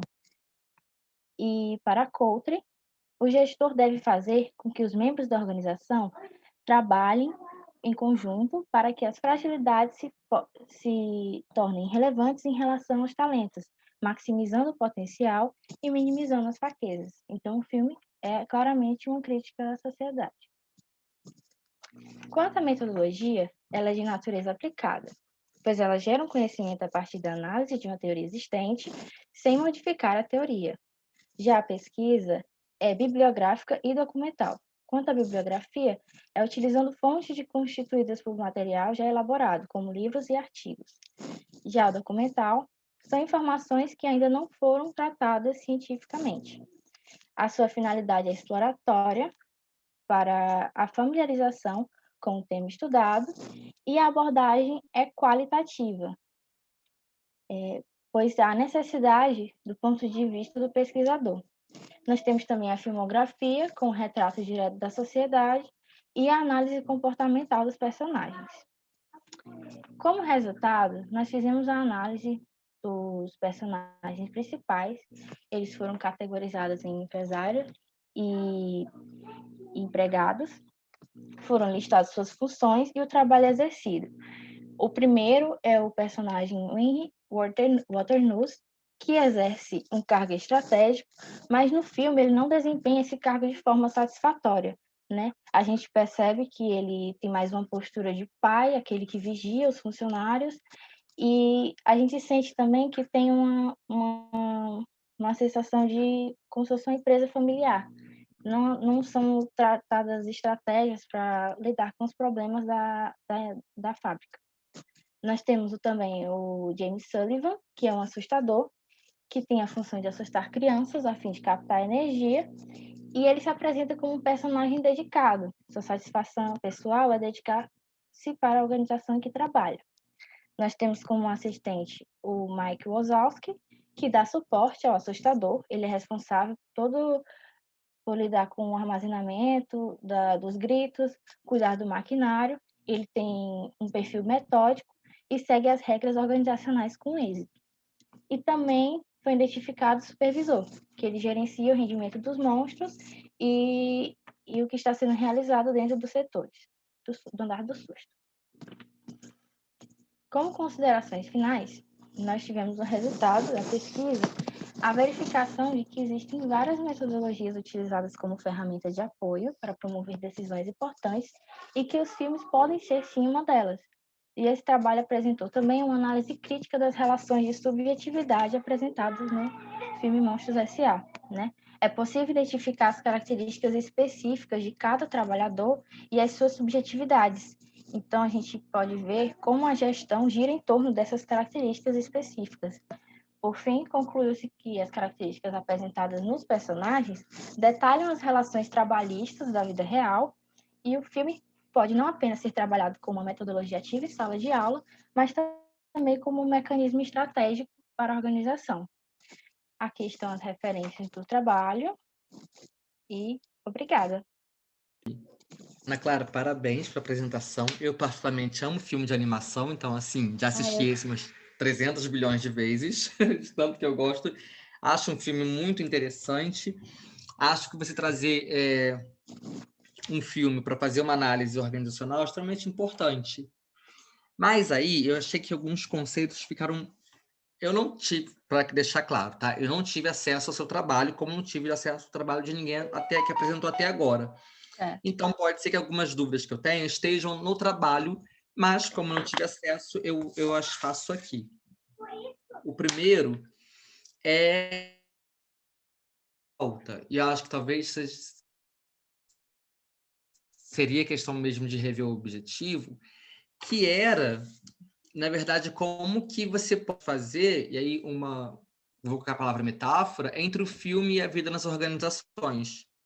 Porque o filme, ele espelha um certo tipo de organização, ele espelha um certo tipo de cultura organizacional, né? E aí talvez você trazer que o filme, ele também é um exemplo de como compreender algumas formas de cultura organizacional é importante. O outro ponto, que aí você coloca, né, que das questões do filme é uma crítica à sociedade. Mas será que é só a sociedade ou também é o trabalho? Porque o filme faz uma crítica muito forte ao trabalho, né? Quem vê o filme assim, você consegue perceber diversos elementos que você tem uma crítica ao trabalho. E a gente adotando uma lente mais contemporânea, né? Não tão contemporânea, mas de autores como, por exemplo, Antunes, que é da área do trabalho, você consegue fazer um link maior entre a crítica do filme e a crítica com o trabalho. Você, por exemplo, pode pegar a Daniela Linhares e falar da precariedade subjetiva, né, que está nítido daqueles trabalhadores. Aquela questão das pessoas se sentirem incapacitadas, se sentirem erradas, mesmo quando estão fazendo certo no trabalho. Então, eu acho que talvez, né, se você tiver tempo e também né, o objetivo do seu trabalho, fazer essa crítica ao trabalho, né? Como que o filme serve para reforçar essa crítica ao trabalho. E aí tem que lembrar que um filme, né, de animação, o público dele não espera que seja público adulto, mas um público infantil quanto juvenil. E olha como que isso está engendrando também nesse público já essa visão mais crítica do que é o trabalho, né? Do que o trabalho não é só flores, assim como todo mundo acha que é. O trabalho tem muito problema. O trabalho é repleto de problemas. Então, talvez interessante. E aí, uma questão é, por que que você, metodologicamente falando, por que que você trata de pesquisa documental? A gente sabe que o conceito de documento, ele expandiu no último tempo com alguns autores, né? Principalmente com Leandro Carnal, que vai lá e expande um pouco mais o conceito de documento. Mas por que que o filme é um documento? Entende? Como que você está usando ele como um documento? E se você faz análise fílmica, por que que ele é um documento? Você está fazendo uma análise fílmica, né, que você chamou de filmografia. E aí a dúvida é exatamente essa, mas eu amei a sua apresentação. Achei muito fofo, gostei de tudo, tá? Todos os slides, mas é isso. Obrigada. Renan, eu também sou apaixonada por esse filme. Eu sempre tive uma análise dele totalmente diferente, alheia ao entretenimento infantil. Desde quando eu era criança, eu conseguia analisar essas minúcias da organização.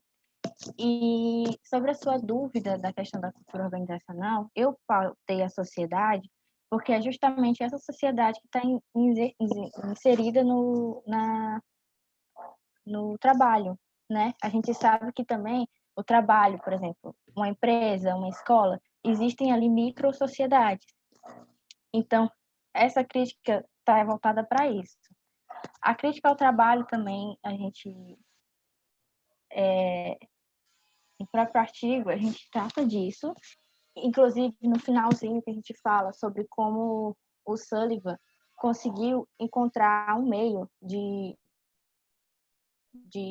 reerguer a fábrica, adotando uma postura diferente do antigo diretor, né? E como esses funcionários conseguem se encontrar na empresa. Antes a gente via funcionários que se sentiam, exatamente como você falou, incapacitados, se sentiam tristes no trabalho, não se viam naquele trabalho. E aí, quando a gente muda a perspectiva do gerenciamento, né, da gestão, eles se encontram nesse trabalho, eles conseguem se sentir mais capacitados, mais felizes com o trabalho, e é isso. Tá bom, Ana Clara, muito obrigado, tá? Parabéns pela apresentação. Eu deixaria esse slide até o final, que eu, eu gosto do desenho, mas infelizmente não é possível. E aí nós temos agora a apresentação da Edna.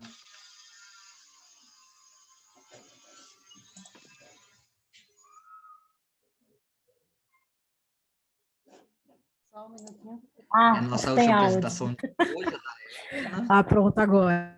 Eu e a Regiane, né? Tudo bom com vocês? Tudo bem, Edna? Então, olha, gente, hoje eu consegui fazer tudo no tempo. Tá lá no cronograma, né? 15h20, a pressão da Edna. Ó, 15h20 certinho. Edna, fique à vontade, tá bom? 15 minutos para apresentação. E aí, no final, a gente abre para todo mundo fazer as considerações, tá bom? E aí, eu não vou dar mais consideração, porque eu já fiz durante aqui, e aí você tem 15 minutos, tá? Estando preparada, é só você falar que eu começo a contabilizar. Pronto, podemos começar.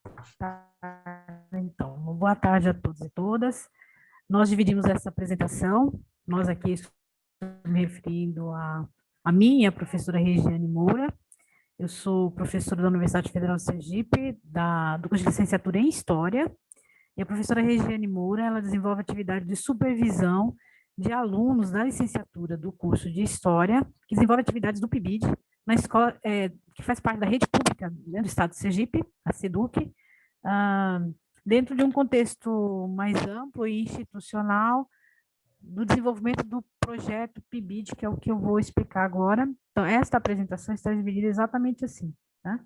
Eu vou explicar a vocês o que significa o PIBID, qual a importância dele, qual o objetivo, e a professora Regiane Moura vai detalhar para a gente melhor uma experiência bastante exitosa de aplicação de um recurso didático, como eu falei, dentro dessa perspectiva das atividades do PIBID. Então, exatamente isso. Foram as atividades envolvidas que giraram em torno do jogo História em Ação, né, que dispõe de uma relação direta com o jogo original, aquele jogo tradicional, né, da infância, da adolescência, todos nós, imagem e ação, né, justamente por conta daquela proposta. Mas a ideia não era apenas usar o jogo em si, né, mas fazer uma ligação mais direta com um dos subtemas do projeto, um dos subprojetos, melhor dizendo, que era justamente a produção de material didático e história regional. Deixa eu clicar aqui. E história regional. Aí a Regiane vai explicar o funcionamento dele propriamente dito. Regiane, meu bem, pode passar a primeira lâmina. Bom, o PIBID, ele é um programa institucional de bolsa de iniciação à docência. Nós nos acostumamos muito a ver no universo da formação acadêmica, né, sempre o tal PIBIC, que é Programa Institucional de Bolsa de Iniciação à Iniciação Científica, né, entendendo assim uma preparação para o jovem, para o licenciando, se formar enquanto pesquisador. E aí houve uma inversão, né, uma contribuição muito grande com a perspectiva de se pensar que a docência também precisaria dessas iniciativas formativas, que efetivamente pudessem ver, né, no licenciando, orientá-lo, melhor dizendo, né, encaminhá-lo, fazer com que ele experimentasse determinadas atividades que o ajudasse a se formar enquanto docente. E aí o PIBID vem com essa proposta, então é um projeto muito amplo, já está há muitos anos, na alçada da CAPES, né, que é a Agência de Formação de Pessoal do Brasil, uma das melhores do mundo, inclusive. Obviamente, a gente tem sempre ressentido aí da falta de verba, né, para manutenção dos programas e tudo mais, mas, de modo geral, é um programa bastante eficiente, bastante exitoso. E aí, na ocasião, a gente dividiu esse edital de 2018 do PIBID, nós dividimos em alguns eixos temáticos, um era ensino de história e novas tecnologias, o ensino de história e produção de material didático, direitos humanos na escola, e aí, especificamente esse que foi apresentado, é o que a gente mais comenta, porque ele realmente trouxe uma perspectiva muito boa para esse uso da história local.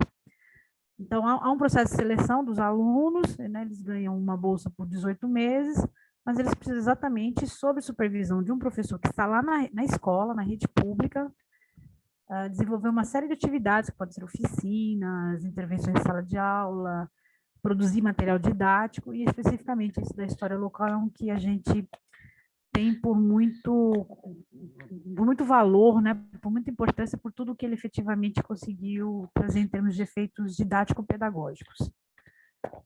Então, eu passo a palavra para a Regiane, para não tomar muito tempo também, inclusive, para vocês conhecerem exatamente como é que a atividade se processou. Eu acho que isso é bastante importante também. Regiane. Pronto, então é o seguinte, né, como a Edna estava falando da questão da história local, porque até 1980 a história local ela era muito desvalorizada, pelo fato de haver uma preocupação com a universalidade dos fatos, ou seja, com os grandes feitos, com os grandes homens. Mas com o advento da nova história, né, proposta pela Escola dos Análises, o que antes era desprezado passou a ser passível de estudo. Houve um acréscimo de novas fontes, a pesquisa histórica, e aí alargou mais as possibilidades de pesquisa. Então, o que ocorre? A gente observa, né, na educação básica, que a grade curricular, os assuntos de história, eles são muito generalizantes, né, focados nos grandes eixos mundiais e nacionais, né, estuda, por exemplo, a Belle Époque, né, na Europa, mas despreza aqui o processo de modernização de Aracaju. Então, a gente foi proposta a elaboração de um jogo de tabuleiros chamado História em Ação, e esse jogo dispõe de uma relação direta com o jogo original Imagem em Ação. E nesse jogo foi destacado os temas referentes à história de Sergipe no século XX, como a independência da capitania, tá?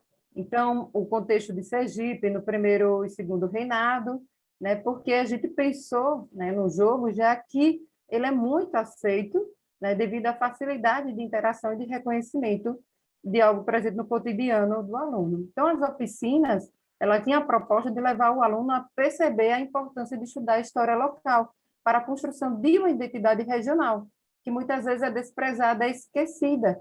Então, a intenção era fazer os alunos perceberem que essa construção, né, ela é percebida a partir dos conhecimentos adquiridos da sua cultura, dos seus costumes, da sua história, da história do seu bairro, da sua cidade, do seu estado. Então, muito mais do que conhecer, mas era preciso analisar também e que cada um refletisse a importância e a responsabilidade que possui dentro desse contexto. Então, a proposta do jogo era facilitar a aprendizagem. Essa aqui, o referencial teórico, né? Então, a gente analisou aí os jogos na aprendizagem e o papel do professor. Então, os jogos têm ganhado um destaque no âmbito educacional, uma vez que ele contribui, né? Ele, combinado com outras práticas pedagógicas, ele proporciona contextos de aprendizagem significativos e, claro, permeado de divertimento. Então, essa ferramenta, ela tem auxiliado os estudantes nesse processo de aprendizagem, inclusive colocando o estudante no centro do seu próprio conhecimento. Então, a gamificação é um instrumento importante de aprendizagem, porque é um recurso que permite o desenvolvimento do ser humano em vários aspectos, seja ele cognitivo, social, emocional. Então, de acordo com as diretrizes curriculares nacionais, né, as normas obrigatórias da educação básica, que orientam o planejamento curricular das escolas e dos sistemas de ensino, os trabalhos com jogos e brincadeiras, eles são relevantes para o desenvolvimento do ser humano, porque eles atuam como maneiras de representação do real através de situações imaginárias. Então, nós também refletimos junto aí com o Piaget, né, que ressalta que os jogos, já desde muito tempo aí, que os jogos são instrumentos que potencializam a aprendizagem, porque ele nessa citação que nós mencionamos, né, ele fala: o jogo é importante sobre as suas formas essenciais de exercício sensório-motor e de simbolismo, uma assimilação do real à atividade própria. Tá? Então, depois ele diz que os métodos ativos de educação exigem que forneça às crianças um material conveniente, para que, assim, eles cheguem a assimilar realidades, né, intelectuais que têm sido que permaneceram exteriores à inteligência infantil. E a questão do papel, acho que passei aqui, não, está certo. Então, o papel do professor, ele é importantíssimo, né, porque a BNCC diz que o professor tem que se valer de novas técnicas e meios de comunicação para proporcionar um ambiente favorável de aprendizagem para que cada aluno desenvolva mais autonomia. Outra autora que nós usamos, né, eu acho que eu pulei um slide aqui, engoli, tinha outro slide. Bom, que era a Nilce Machado, que ela classifica, acho que acabou saindo aqui, que ela classifica os jogos em jogos de grande porte, jogos de pequeno porte, jogos individuais, jogos coletivos. Então, o papel do professor ele é importante, porque é necessário ajustar o jogo para a intenção que ele deve ser empregado. Por exemplo, se o alvo for sentido, usar jogos sensoriais, né? Jogos de raciocínio lógico. Se for para trabalhar a coordenação motora, usar jogos ao ar livre. Tá? Então, deve se atentar aos objetivos do jogo, né, e da aprendizagem, levando em consideração também o respeito mútuo e as regras, o cumprimento das regras de cada jogo. E sempre levar o aluno a interagir, né, e agir melhor, tanto individual quanto conjunto. Então, o papel do professor ele é imprescindível na aplicação dessa metodologia.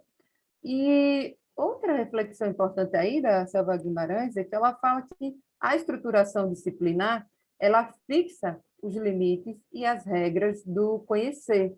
Então, teoria e prática, sujeito e objeto, estão em locais distintos. Então, é necessário desfixar os limites e as regras do saber, porque o saber ele se encontra no processo de busca do conhecimento. Então, conforme a necessidade, faz necessário fugir das regras e adequar essa estrutura didática de acordo com experiências práticas. Né? Então, o professor ele tem esse papel importante de mediar a teoria e a prática, trazendo a teoria que é adquirida lá na graduação e juntando os seus conhecimentos práticos e também adquiridos através das vivências com os discentes, né? Para aí usar a criatividade, a dinamicidade no processo de ensino-aprendizagem.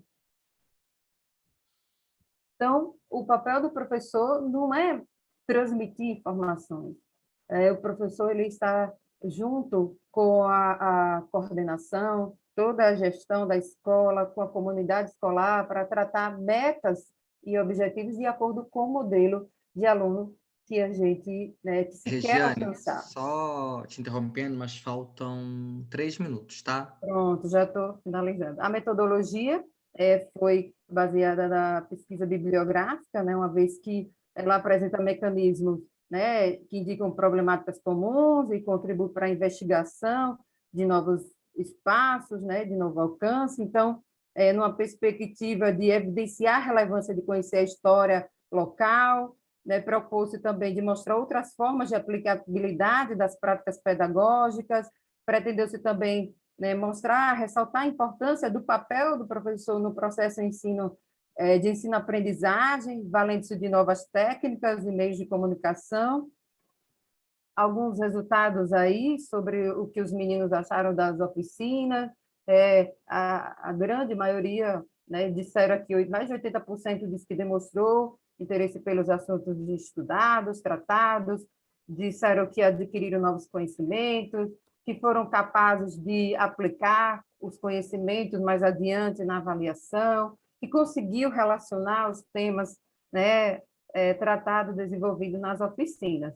Pronto, então, por fim, então, não é uma tarefa fácil ensinar, não ensinar, mas atrair o aluno para essa temática da história local e produzir também material didático, mas a gente entendeu que o aluno ele precisa se sentir parte dessa história, da história, e aí trazer conteúdos para essa realidade em que ele está inserido, que ele reside, e aí para que ele conheça, e sinta que é necessário conhecer essa história e também transmitir. E também chegamos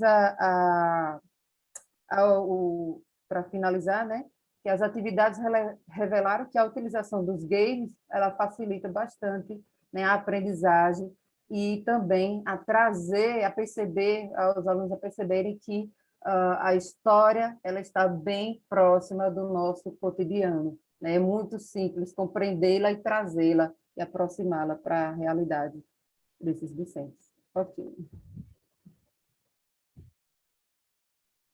É isso, obrigada. Regiane, Edna, muito obrigado pela apresentação de vocês. Eu acho um tema super oportuno, principalmente quando a gente pensa, quando as pessoas falam em história geral, falam que a história geral é a história da Europa, né? E aí a gente já vê uma grande crítica. Peraí, então quer dizer que só a Europa é o centro. A gente vai começando a ver que algumas questões estão à margem, incluindo no ensino em história. E quando a gente fala da história local, a gente está abrindo uma outra possibilidade de história, que a Regiane traz a questão da modernidade, né? E a gente estamos sempre pensando em uma modernidade vinculada ao projeto europeu de modernidade, não no que no Brasil, né? Não no que a gente entende, não no que foi modernidade no Brasil. E isso vai ficando relegado. E acho que trazer essas questões para aprendizado é uma questão muito importante, porque quando eu, por exemplo, falo de onde eu moro, né, de uma determinada região do Rio de Janeiro, e que eu digo, mas eu moro no Vale do Café, ninguém sabe o que é o Vale do Café, até hoje, assim, uma área de extrema importância para a produção cafeira no Brasil e que todo mundo desconhece essa região. Então, acho que a história local é importante, sabe? Acho que ela é essencial. E aí eu fiquei com algumas dúvidas, que era, metodologicamente falando, vocês colocaram que parece que fizeram só uma revisão bibliográfica. Mas quando apresentaram resultados e apresentaram o jogo, eu falei, peraí, eu fiquei me perdido aqui, estou me baratinado nessa questão aqui. O que de fato vocês fizeram? Criaram um jogo e aplicaram o jogo? Ou o jogo já existia e vocês aplicaram e depois verificaram como que foi a absorção desse jogo? Então, em termos metodológicos, eu fiquei um pouco que patinando ali quando vocês trazem essas questões, tá? Mas, no mais, eu acho, assim, muito, muito legal a proposta do trabalho de vocês. E aí, agora, eu jogo a bola para vocês, tá? Ediane, quer explicar como é que os bolsistas aplicaram o PIB, qual foi a série, o que efetivamente fizeram, né? Porque, na verdade, é uma adaptação do jogo Imagem e Ação para conteúdos de história local. História local, no caso, Sergipe, no século XIX e começo do século XX. Isso. A temática, a gente já tem uma disciplina, Sociedade e Cultura, e a gente que casou com essa proposta, né, de trabalhar história local e produção de material didático. Então, um material didático, o jogo foi criado como um material didático. Poderia ter sido criado slide, né, mas como uma forma de trabalhar essa temática de história local. Tá? Então, o jogo foi criado depois, como a melhor forma. Como é que a gente vai fazer para estudar esse assunto? Para o menino assimilar, para ele entender a relevância, porque do mesmo jeito que você aqui não é diferente. Então, a gente desconhece e, por desconhecer, não valoriza. Então, é a questão de conhecer, formar essa identidade, né, regional. Então, o jogo foi para fortalecer essa questão da temática, né, da história local. Então, ele foi criado depois.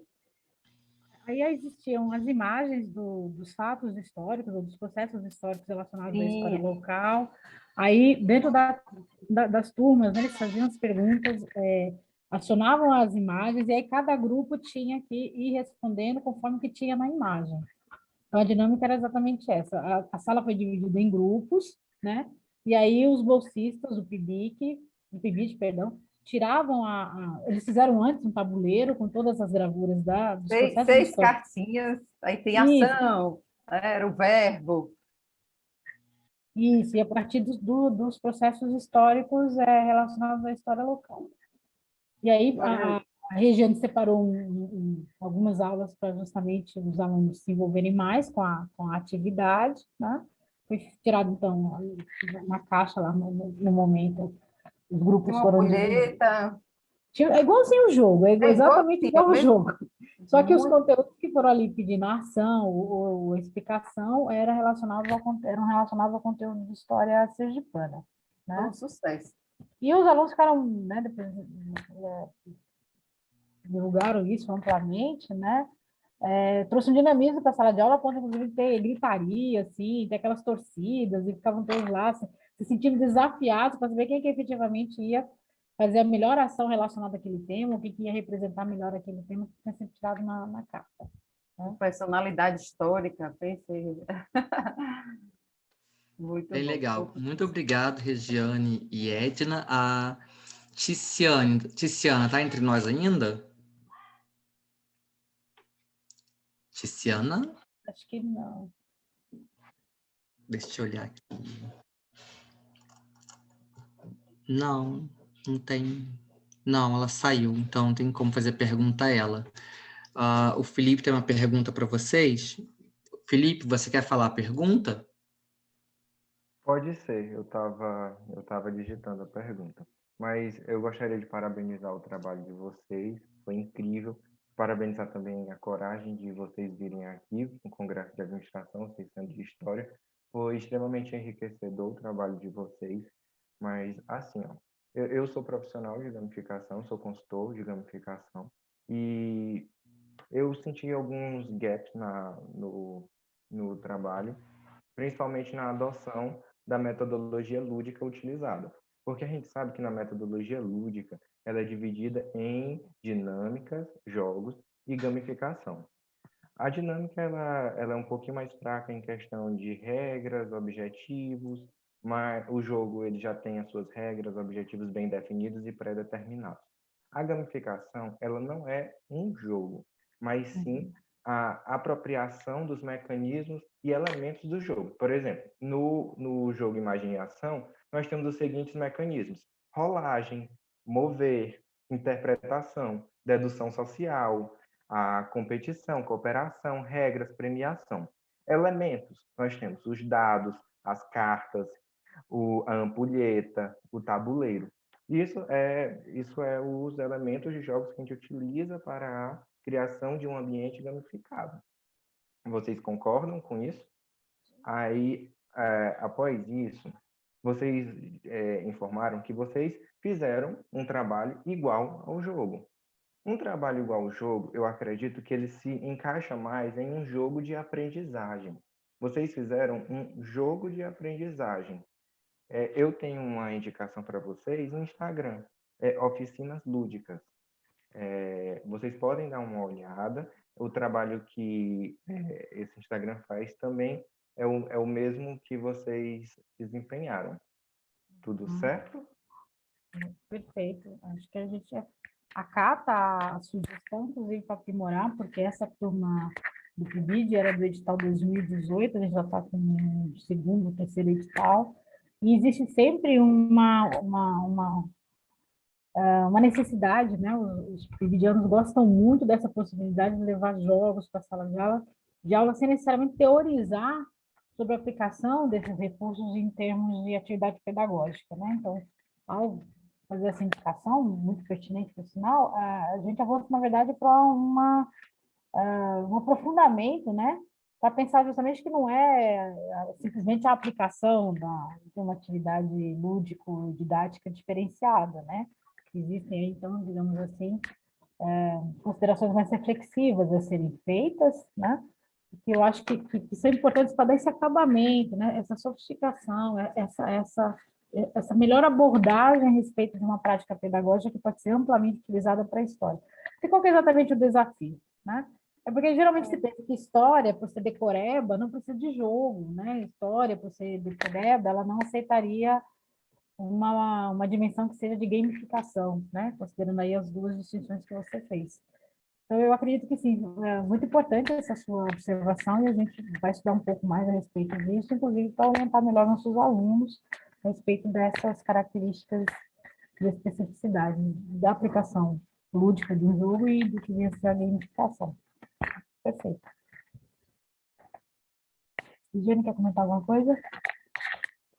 Não, que na educação, né, hoje, dentro das metodologias ativas, a gamificação é uma delas. Então, a gente fala muito em gamificação, mas a gente não tem esse aprofundamento de, como você falou, né, de separar, de entender mais profundamente na questão da teoria. Então, a gente entende mais como trazer, né, uma dinamicidade para a nossa prática pedagógica. Então, mas essa questão de diferenciar realmente, mas existe uma metodologia ativa com o tema gamificação. Existe Né? sim. Então, Regiane, A não tem uma metodologia aprofundamento. jogo. Existe também eu a acho interessante. metodologia jogo. É porque, assim, eles se diferenciam. Mas o trabalho está incrível, viu? Só parabenizar.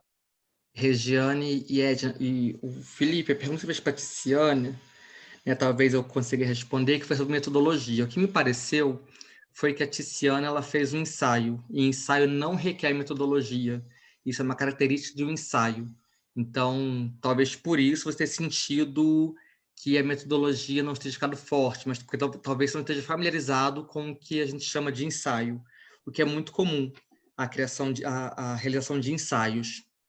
E a Regiane, acho que ela colocou um ponto bem legal, que era como que a educação, por meio de metodologias ativas, entende o que é gamificação, e a literatura que você usa, que entende o que é gamificação. O que é importante dentro desse conceito todo é que cada área pode pegar um termo e colocar, né, pegar aquele termo e conceituá-lo de forma diferente. Por exemplo, se nós pegarmos o conceito de governança, o conceito de governança vai variar para a geografia, vai variar para a administração, vai variar para a filosofia, vai variar para a sociologia. Então, assim, os termos podem ser o mesmo, mas como cada área lida com o termo, pode ser diferente. Como cada área conceitua aquele termo, aí sim a gente tem uma variedade que, por isso, né, a academia, em diversos momentos, não vai dialogar, porque cada área entende aquele termo de uma forma. Exemplo aí, governança, que uns vão